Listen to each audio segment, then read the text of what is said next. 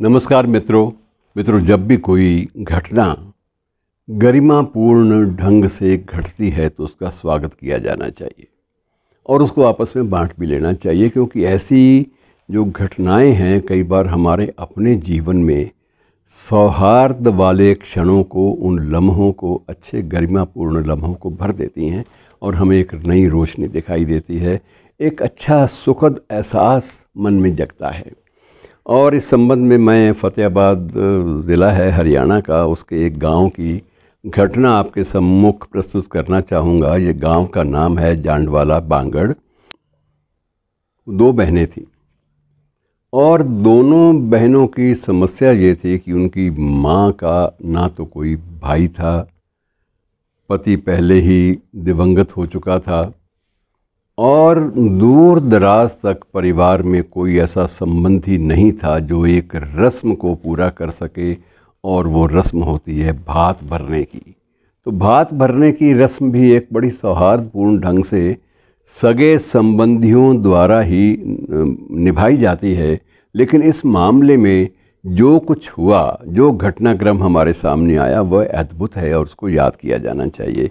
और उसको याद करते वक्त एक बार ये भी घटना का उल्लेख वहाँ मौजूद लोगों ने किया कि ये भगवान श्री कृष्ण ने भी एक पौराणिक गाथा के अनुसार नरसी भगत की बेटी हरनंदी का भात भरा था।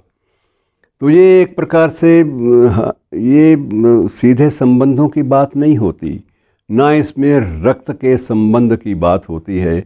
बात होती है कि मानवीय धरातल पर आप इन परंपराओं को, ऐसी सुखद और अच्छी परंपराओं को आप कितना अधिमान देते हैं, कितना सम्मान देते हैं, इस बात का ये प्रतीक है सारी की सारी घटना। और हुआ ये मित्रों कि मीरा भात को न्योतने के लिए, भात को न्योता दिया जाता है भात के लिए, तो न्योता देने के लिए अपनी माँ या भाइयों के पास जाया जाता है, लेकिन उसका तो कोई था नहीं। तो उसने जो उनकी समाधि थी, जहाँ उनका कोई स्मृति स्थल बना हुआ था, वहीं जाकर भात का न्योता दे दिया।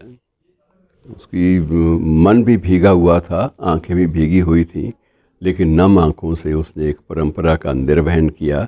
और मित्रों, हुआ ये कि पूरा का पूरा वहाँ का गांव भात भरने के लिए मीरा के घर पहुँच गया और इस रस्म को सभी ग्रामीणों ने मिलकर इसका निर्वहन किया, इसको निभाया। और इस सारी रस्म पर, सारी चर्चा पर, सारी भात भरने की जो प्रक्रिया है, इस पर कुल मिलाकर 10 लाख रुपए खर्च आए। और वो 10 लाख रुपए खर्च भी आपस में उन लोगों ने बांट लिए।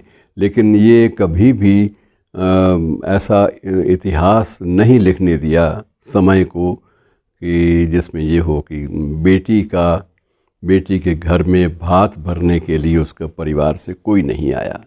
और जो गांव वाले गए थे मित्रों, उनको तो ये भी याद नहीं कि हमारे परिवार में किसका भात भरा जा रहा है।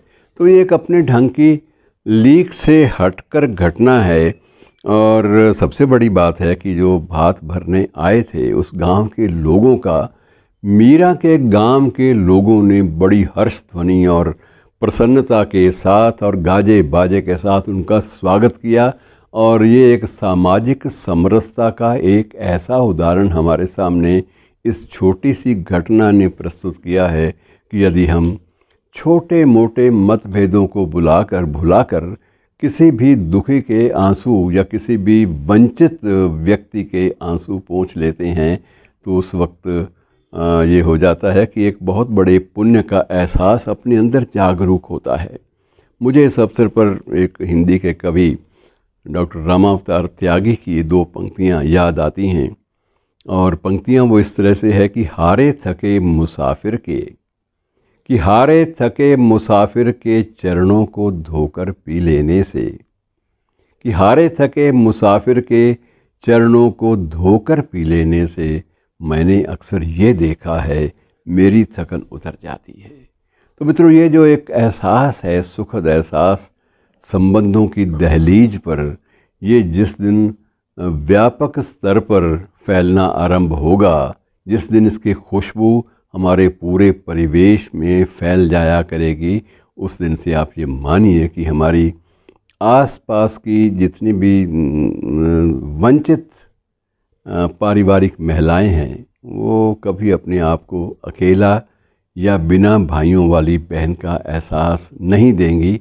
उनको ये लगेगा कि सारा का सारा गांव मेरा है और सारे के सारे जो लोग हैं जो मेरे ननिहाल से या मेरे अपने गांव से, ससुराली गांव से भी आए हैं, तो वो सारे के सारे मेरे हैं और इन सब के साथ मैं वही प्रसन्नता बांटूंगी, वही खुशियां बांटूंगी जो मुझे इस विवाह के कारण और इस बात के कारण नसीब हुई हैं। तो मित्रों, ये कुछ ऐसी घटनाएं होती हैं जिनका उल्लेख बड़े गर्व के साथ हमें करना चाहिए और स्वागत करना चाहिए। धन्यवाद।